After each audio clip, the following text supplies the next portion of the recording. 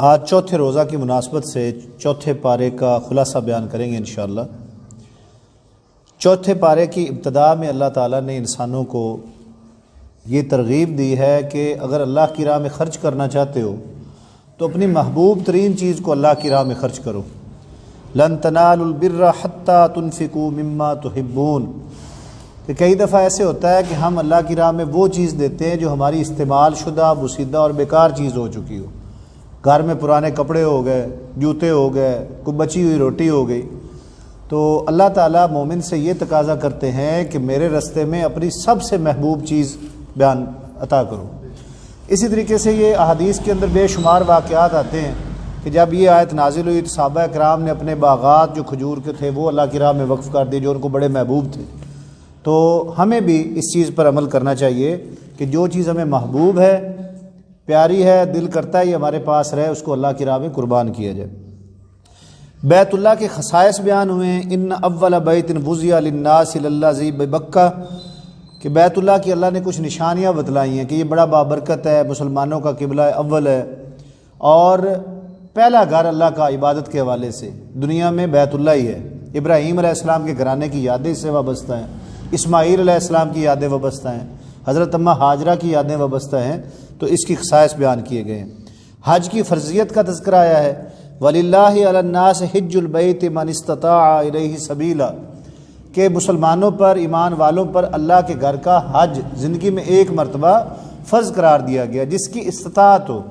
اب استطاعت سے کیا مراد ہے کہ اگر گھر کے اندر بھی اتنے اخراجات موجود ہیں کہ انسان حج پر چلا جائے تو بعد میں اہل و عیال یا گھر کے جو افراد ہیں ان پر کوئی مشکلیں اور مصیبتیں نہ پہنچیں مالی معاملات کی وجہ سے، اور انسان اپنے لیے بھی زیادہ راہ اتنی اکٹھی کر لے کہ اس کو حج کے راستے میں اور وہاں پر رہنے کے لیے بھی مصائب پیش نہ آئیں۔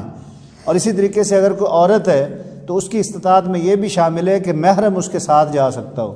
یہ ہمارے ہاں یہ ایک الٹ رواج یہ بھی نکلا ہوا ہے کہ فرضی محرم بنا لیے جاتے ہیں۔ بعض اوقات عورت اگر جانا چاہتی ہوتی ہے تو وہ جو ایجنٹ ہوتے ہیں وہ کسی کو بھی اس کا محرم بنا دیتے ہیں کہ سعودیہ والے چیک کریں گے جی محرم کون ہے۔ یہ جائز نہیں ہے شریعت میں۔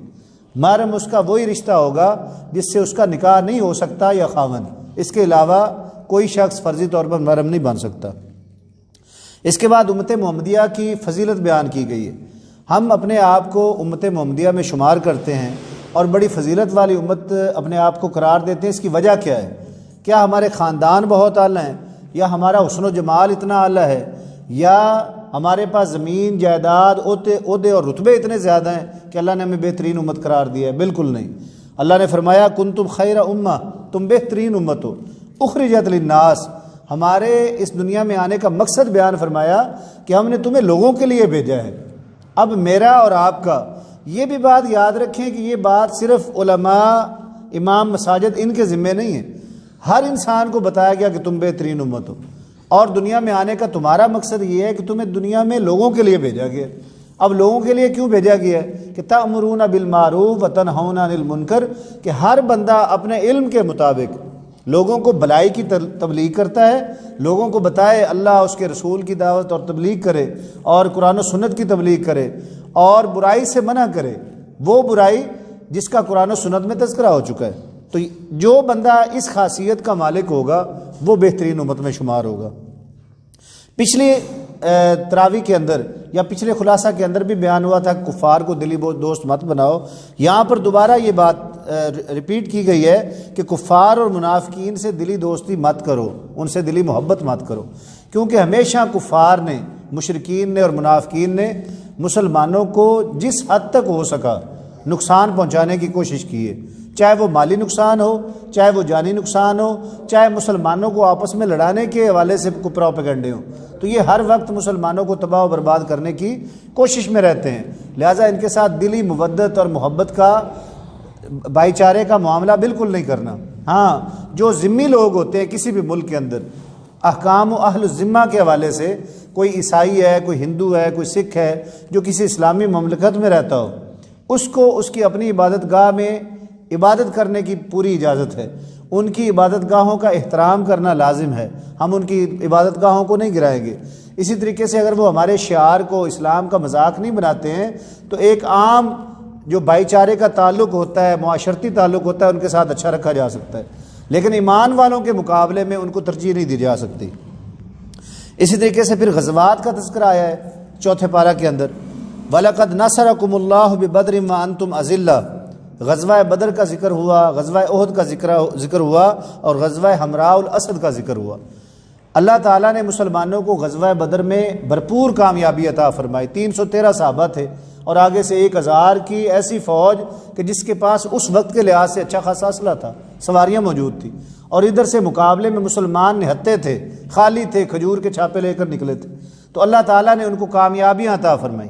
اب مشرکین کو جب شکست ہوئی تو انہوں نے کہا کہ اگلے سال آ کر ہم اپنی اس ناکامی کا بدلہ لیں گے، تو 3 ہجری کے اندر مشرکین نے مدینہ پر حملہ کیا دوبارہ۔ شروع میں مسلمانوں کو اللہ تعالیٰ نے کامیابی عطا فرمائی، لیکن ایک اجتہادی خطا کی وجہ سے رسول اللہ صلی اللہ علیہ وسلم نے مسلمانوں کا ایک دستہ پہاڑی درے کے اوپر کھڑا کیا تھا کہ جنگ کے جو مرضی حالات ہو جائے تم لوگوں نے یہ درہ نہیں چھوڑنا ہے، لیکن جب انہوں نے یہ دیکھا کہ مسلمان فتح سے ہمکنار ہو چکے ہیں تو انہوں نے وہ درہ چھوڑ دیا اور آ کر غنیمت اکٹھا کرنا شروع کر دیا۔ تو حضرت خالد بن ولید اس وقت مسلمان نہیں ہوئے تھے، انہوں نے اسی پہاڑی درے کے پیچھے سے آ کر مسلمانوں پر حملہ کر دیا، اور یہ حملہ اتنا بھرپور تھا کہ اس حملے کے اندر نبی کریم علیہ الصلوۃ والسلام کے چچا حضرت حمزہ رضی اللہ تعالیٰ عنہ بھی شہید ہو گئے۔ 70 مسلمان صحابہ کی شہادت اس ایک غلطی کی وجہ سے ہوئی کہ جو نبی کریم علیہ الصلوۃ والسلام کے حکم کی نافرمانی کی وجہ سے ہو گئی تھی۔ اللہ کا ذکر کرنے والوں کا تذکرہ ہوا ہے، الذین یذکرون اللہ قیاما وقعودا وعلی جنوبہم، کہ اللہ کے جو نیک بندے ہوتے ہیں وہ چلتے پھرتے، اٹھتے بیٹھتے، کروٹ لیتے، ہر وقت اللہ کی یاد میں مشغول رہتے ہیں۔ اللہ کا ذکر بہت بڑی نعمت ہے، بہت بڑی عبادت ہے، اپنی زبان کو اللہ کی یاد سے تر رکھنا چاہیے۔ سبحان اللہ، الحمدللہ، اللہ اکبر، استغفار، سبحان اللہ و بحمدہ، سبحان اللہ العظیم، اور درود کا کثرت کے ساتھ انسان کو ورد کرتے رہنا چاہیے۔ درود شریف کے حوالے سے بے شمار روایات آتی ہیں۔ ایک صحابی تھے، وہ بڑی لمبی دعا فرمایا کرتے تھے، صحابہ کرام حیران ہوتے تھے کہ اتنی لمبی دعا میں وہ کیا پڑھتے ہیں، تو نبی کریم علیہ الصلوۃ والسلام نے ان سے ایک دفعہ پوچھا کہ آپ دعا میں کیا پڑھتے ہیں؟ انہوں نے کہا کہ یا رسول اللہ صلی اللہ علیہ وآلہ وسلم، میں اپنی دعا کے 3 حصے کرتا ہوں، ایک میں درود پڑھتا ہوں آپ پر، اور دوسرے حصے میں پوری امت مسلمہ کے لیے دعا مانگتا ہوں، اور ایک حصے میں اپنے لیے مانگتا ہوں۔ تو نبی کریم علیہ الصلوۃ والسلام نے فرمایا فَإِن زِدتَّ فَهُوَ خَيْرٌ لَكَ، اگر تم درود میں کثرت کر دو تو یہ تمہارے لیے بہتر ہے۔ تو انہوں نے کہا کہ پھر میں 2 حصے درود پڑھا کروں گا اور ایک حصے میں امت مسلمہ اور اپنے لیے دعا مانگ لیا کروں گا۔ آپ نے پھر فرمایا کہ اگر درود بڑھا لو تو یہ تمہارے لیے بہتر ہے۔ تو انہوں نے کہا کہ یا رسول اللہ، پھر آپ گواہ ہو جائیں کہ میرے ہاتھ دعا کے لیے اٹھیں گے اور درود ہی پڑھتا رہوں گا میں، پھر میرا اللہ جانے اور میرے معاملات جانے۔ تو نبی کریم علیہ الصلوۃ والسلام نے فرمایا کہ اگر آپ اپنے قول میں سچے ہیں کہ درود ہی پڑھتے رہیں تو پھر آپ کی حاجات پوری کرنا اللہ کا کام ہے، اللہ کو پتہ ہے کہ تمہیں کس چیز کی ضرورت ہے۔ تو درود شریف کو کثرت کے ساتھ پڑھتے رہنا چاہیے۔ اس کے بعد سورۃ النساء اس پارے کے اندر آتی ہے۔ نساء کا مطلب ہے عورتیں۔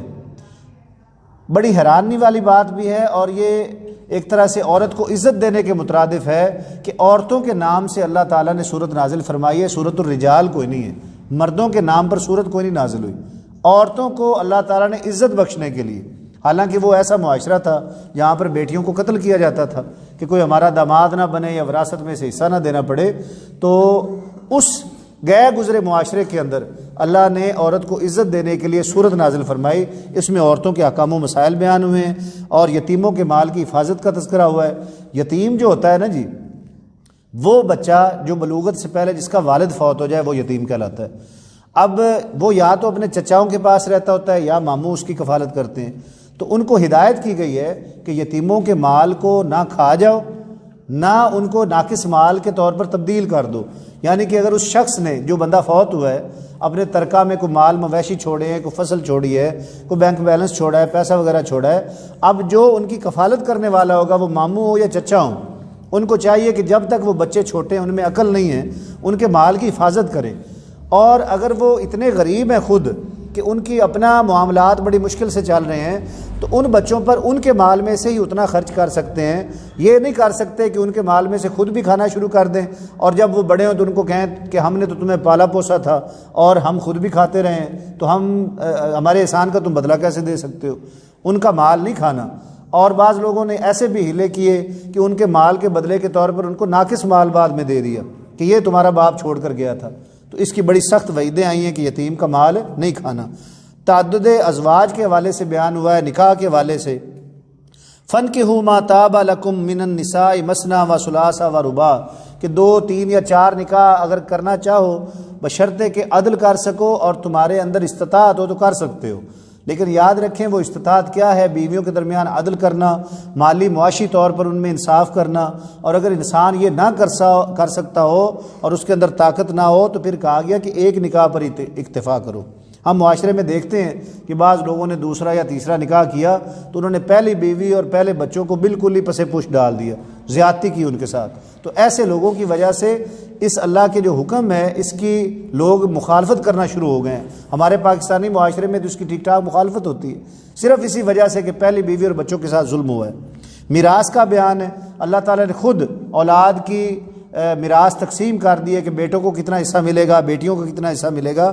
اس لیے مسلمانوں کو چاہیے کہ اللہ تعالیٰ کی تقسیم کی ہوئی میراث کے مطابق اپنے بچوں میں میراث تقسیم کی جائے۔ اس میں بھی آج دور جہالیت کی طرح آج بھی بیٹیوں کو میراث سے محروم کر دیا جاتا ہے۔ لوگ بیٹوں کو بعض اوقات اپنی زندگی میں جائیداد دے کر چلے جاتے ہیں، بعض لوگ اپنی بیٹیوں کو مردہ لکھوا دیتے ہیں، بعض لوگ بیٹوں کو زندگی میں ساری جائیداد دے دیتے ہیں کہ یہ تو پرایا دھن ہے۔ نہیں عزیز بھائیو، بیٹیاں بھی اسی باپ کی اولاد ہے جس کی اولاد بیٹے ہیں، تو جتنا حصہ اللہ نے ان کے لیے مقرر کر رکھا ہے وہ حصہ لازمی طور پر ان کو ادا کر دینا چاہیے۔ یہ ہمارے پاس اختیاری نہیں ہے کہ چاہیں تو دیں یا نہ دیں، اللہ نے مقرر کیا ہے وہ دینا پڑے گا۔ اور اس پارہ کے آخر میں محرمات نکاح کے حوالے سے بیان ہوا ہے، حرمت علیکم امہاتکم و بناتکم و اخواتکم، وہ رشتے بیان ہوئے ہیں کہ جن کے ساتھ نکاح نہیں ہو سکتا، وہ بڑی تفصیل کے ساتھ ہے، بیٹیاں ہیں، بہنیں ہیں، ماں ہے۔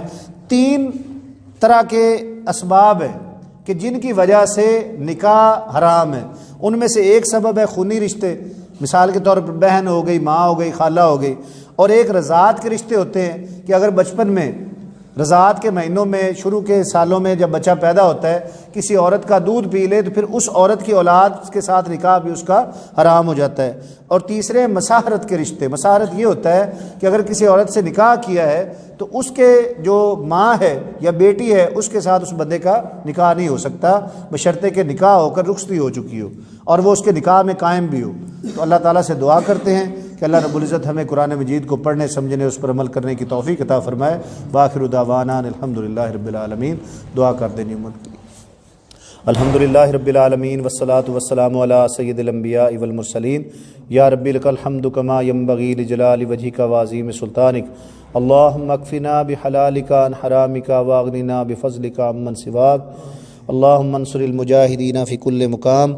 ربنا تقبل منا انک انت السمیع العلیم وتب علینا انک انت التواب الرحیم۔ اللہم انا نسألک علما نافعا وعملا متقبلا ورزقا طیبا۔ وصلی اللہ تعالی علی خیر خلقہ محمد وعلی آلہ واصحابہ اجمعین برحمتک یا ارحم۔